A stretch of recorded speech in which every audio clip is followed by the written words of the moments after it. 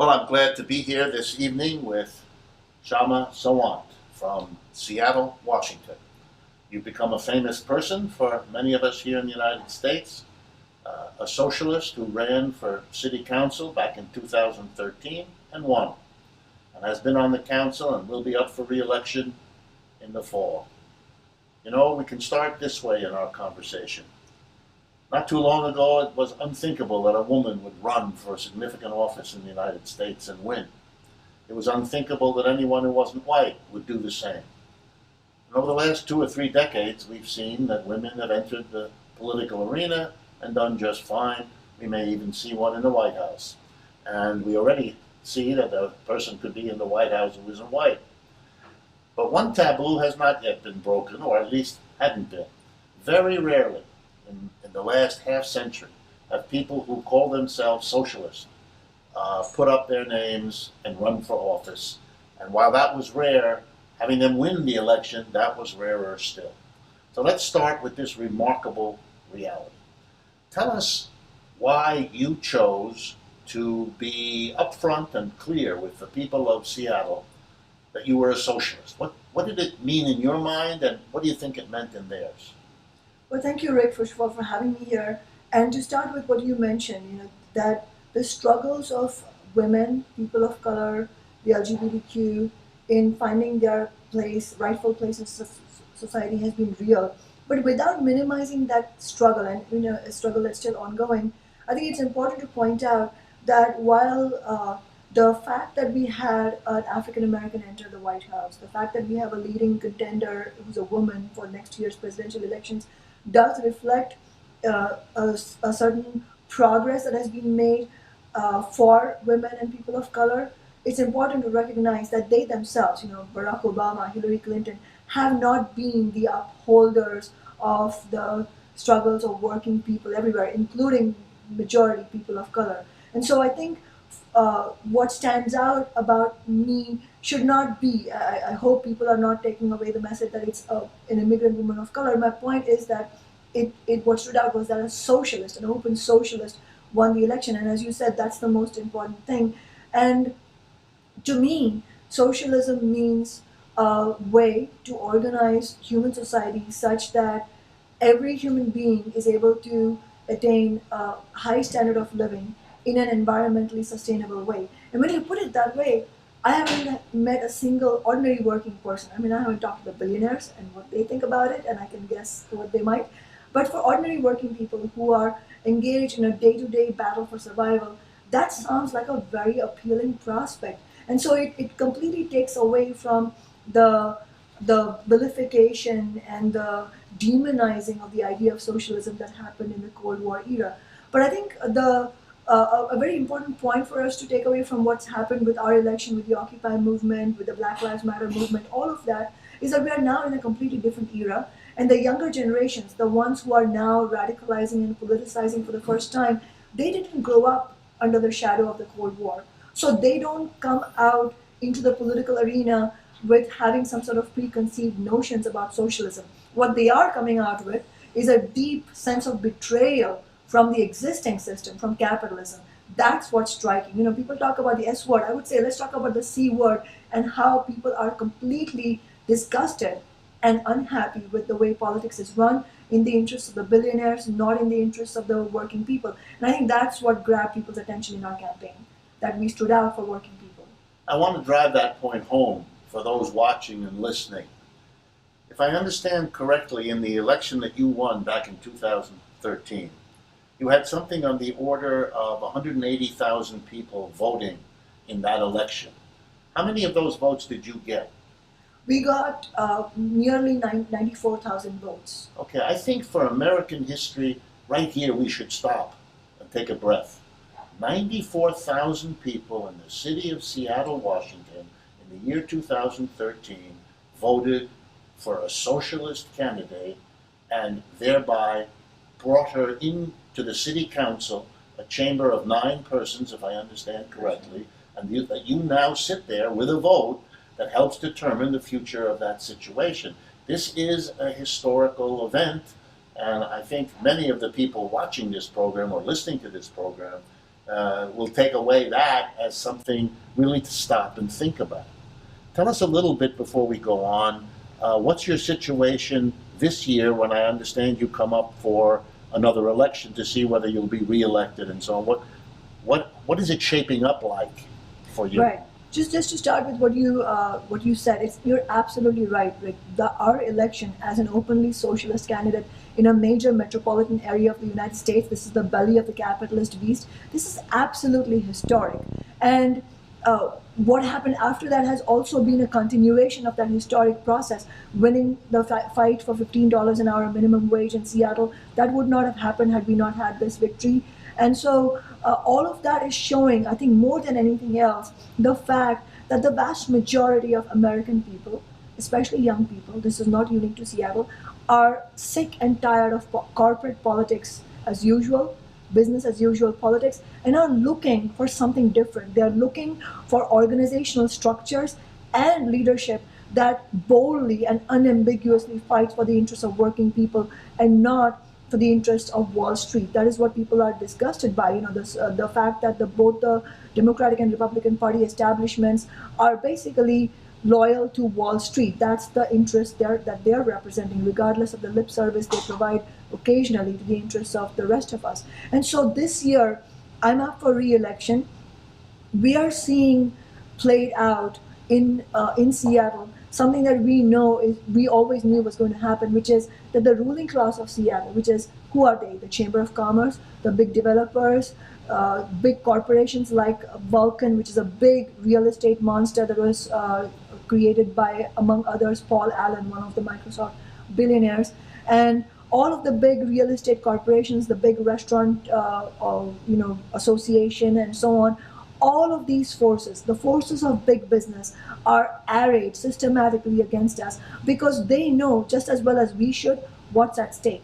When we won in 2013, to some degree, we were able to win because the establishment never thought we would amount to anything, because such a thing hasn't happened in decades. This socialist underdog winning against a 16-year incumbent, that was unthinkable to them.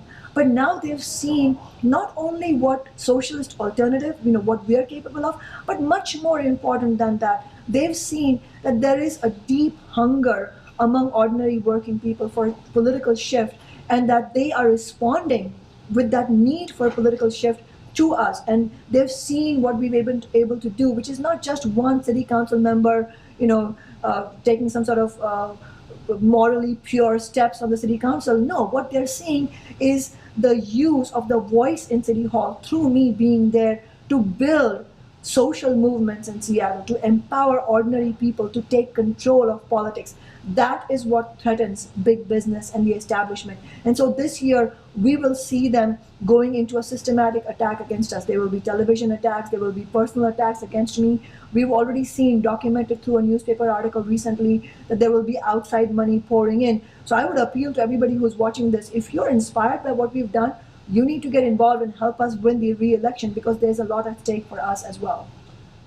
People who've been involved in politics know that to get 94,000 votes to win in an urban area, you have to have an organization. You have to have gotten together a sizable number of people with an extraordinary commitment, and to win again, and to have a sustaining movement, without which an election comes and goes, requires a focus on organization. Tell us what kind of organization you had built, and tell us how you are continuing to build an organization as, in the end, the basis for what you're trying to do.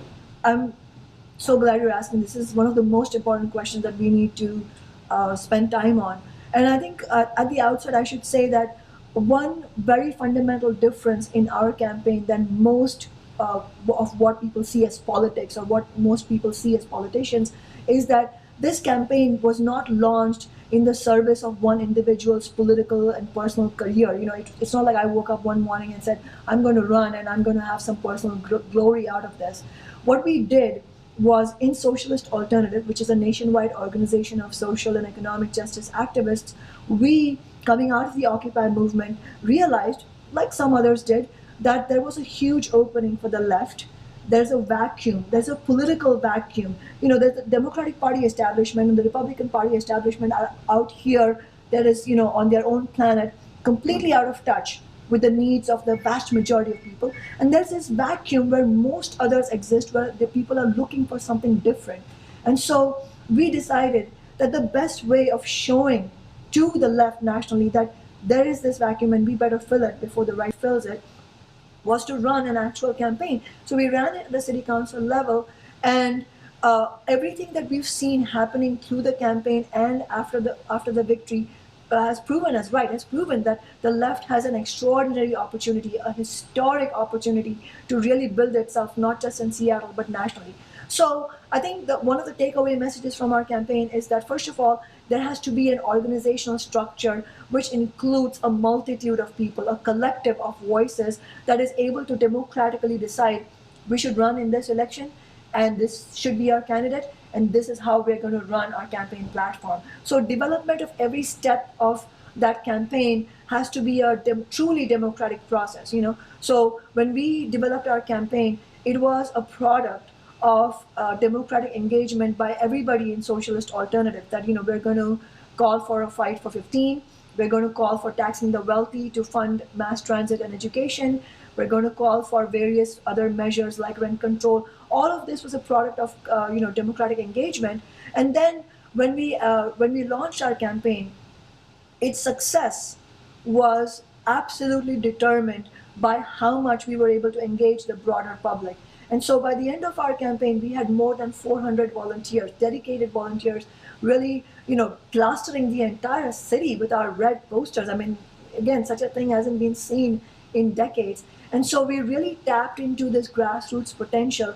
And I do believe that going forward, the most important question to grapple for the US left is how are we going to get back in touch with those tens of millions of people who are looking for an urgent shift in politics. And one of the things you mentioned, which is very crucial, is connecting electoral campaigns to ongoing social movements. We have to absolutely be rooted in social movements. Otherwise, not only will we not get any success, it will not create any meaningful change. Meaningful change cannot come from one electoral campaign. That can be a building block, but there's a lot more to do. That is why we thought it was very important for us to be rooted within social movements, and that is why we've been, and I personally have been, an integral part of Occupy. Through my union, teachers union, I've been an integral part of the fight against budget cuts and student debt. We were an essential part of the fight for 15 in Seattle, along with the labor movement, along with other organizations, and we are now really, we believe that the Black Lives Matter movement is also necessary. We have to really integrate these movements and make them strong. Well, let me pick up on one of those things. You mentioned the labor movement. If I understand correctly, you had a relatively small number of locals in that area support you back in 2013, but that a much larger number of union locals are supporting you for re-election in the coming autumn election. Could you tell us both why there were relatively few to begin with and why there are many more now? Have you become, in effect, Labor's candidate, or is that an exaggeration? I don't think, first of all, it would be an exaggeration at all to say that I'm Labor's candidate. I am definitely Labor's candidate, both in terms of the official support that we now have. We have more than 30 different locals supporting us openly and donating to our campaign. We also have the King County Labor Council, the local AFL-CIO, that has just voted, the delegates just voted to endorse our campaign. But also, I'm a Labor candidate because I am very unambiguously and boldly declaring my loyalty to workers, to the labor movement. I mean, it's not, one of the points I make often is that you have Democratic Party establishment candidates, that's who we have on the Seattle City Council. It's not that they are not complete, it's not that they're completely out of touch with labor. What's true is that while they take money from labor, they also take money from the Chamber of Commerce. They take money from the big developers, from the big for their campaigns. So the point is, though, that even though they're getting money from both sides, who wins? At the end of the day, if you look at the policy outcomes, in a city like Seattle, which is by no means unique in its social and economic outcomes, there's a deep wealth and income inequality. Housing is unaffordable to the vast majority of workers now. The city has become unaffordable and unlivable. At whose doorstep does this lie? This lies at the doorstep of the Democratic Party establishment, which for decades has got unquestioning support from the labor movement. And so our message, shared message to every one of our sisters and brothers in labor is that, look, we all for decades have tried this out. This strategy of pouring money into the Democratic Party and bringing out hundreds of thousands of foot soldiers for their campaign, get out the vote, has failed for us. Because at the end of the day, the money that speaks louder is the money of Wall Street, is the money of big developers. And so whether you're talking about Seattle or at the national level, I think a fundamental step that needs to happen is the breaking of the labor movement from the Democratic Party establishment, and the labor movement using the tremendous resources that it has at its disposal, both financial and political, to put those resources squarely and fully to build a left alternative party for people in the United States. But don't sell short, again, the history. It is very important for everyone watching and listening to understand that your victory as a self-proclaimed socialist has enabled, despite all the years of demonization of everything having to do with socialism, has led the labor movement in that area to contribute money, to contribute its official endorsement to a socialist candidate. It does suggest, as it ought to, for people in many other parts of the United States, what is in fact possible that we might think about. And if the labor movement plus the organization you developed before your election and that you now can use your position to help develop further, can come together in some way in coalition with the labor movement, we're talking about social forces in a position to change the United States. This is very, very important. It's extremely important, actually, and I absolutely appreciate you stressing the fact that we've shown that it can be done the first time with minimal labor support. Although I have to say, at that time, a lot of the labor unions would privately tell me, I absolutely agree with everything you stand for, but I'm afraid that if you don't win, then the Democratic Party will take revenge on us. And I think that's very telling. This is the stranglehold, the political stranglehold that the establishment politicians have had labor movement and the rest of us in, where we have to continue pouring money into their campaigns. At the same time, we are not supposed to demand anything. I mean, look at the whole charade with the TPP and fast track. The entire labor movement has been against it, but that does not stop Obama and the Democrats from having the temerity to go out to Nike to sell TPP as some sort of great thing for labor and the environment. I mean, this is the shamelessness with which the Democratic Party establishment engages on these issues. And that is why I think what's powerful about what we've shown is that we can win as an independent left alternative, having broken from the two-party establishment, and that we can get the labor movement to stand squarely with us, which they're doing this year. And I think this is such an inspiring message for the labor movement nationally, that this is what we should be doing. And it's important, critically important, that the labor movement is standing with us. This is going to be one of the backbones of the fight against the ruling class, which is going into battle against us this year. But I think while this message is inspiring, and as it should be, we should also inject a sobering note into it. We've just seen the national AFL-CIO, Richard Trumka, declaring his unconditional support to Hillary Clinton's campaign.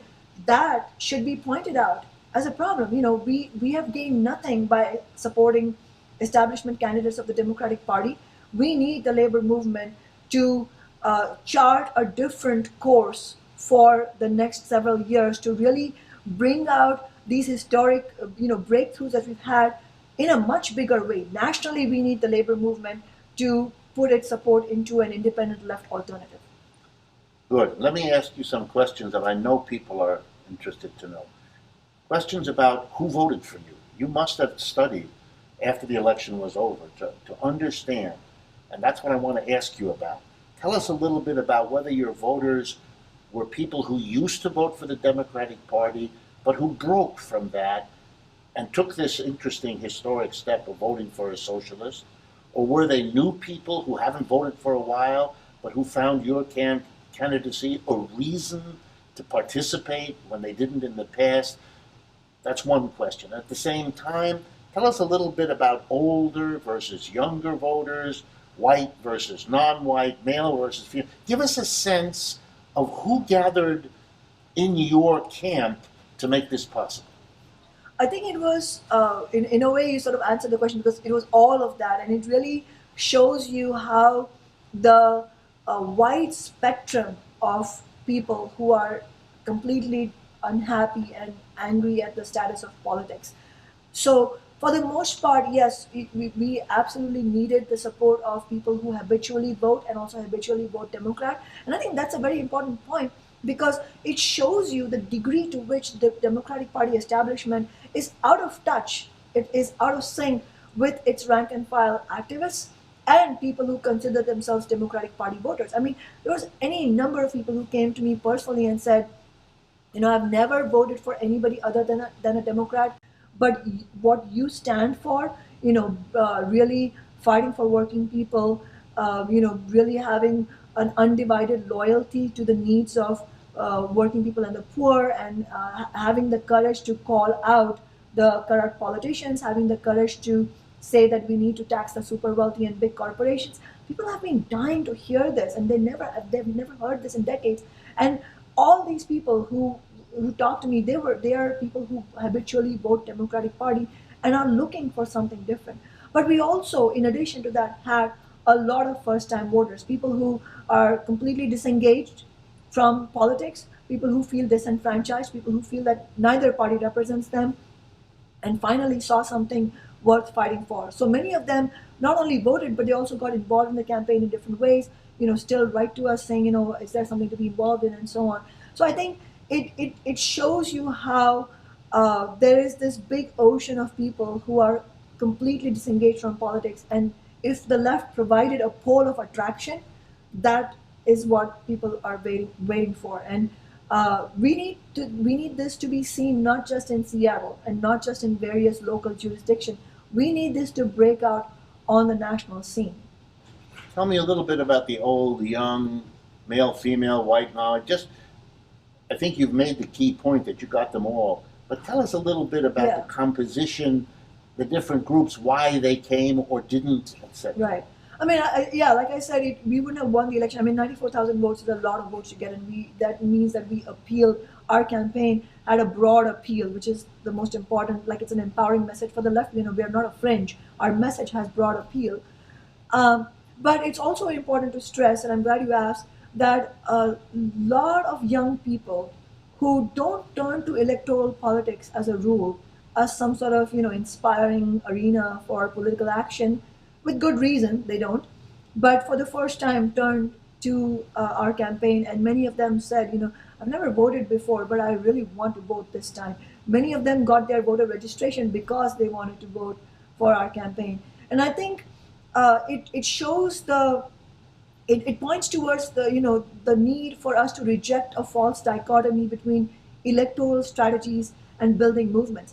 They have to go together, because the only way we will win social change is if we empower a mass of people to go and fight around concrete political demands, and that can't be done without mass movements.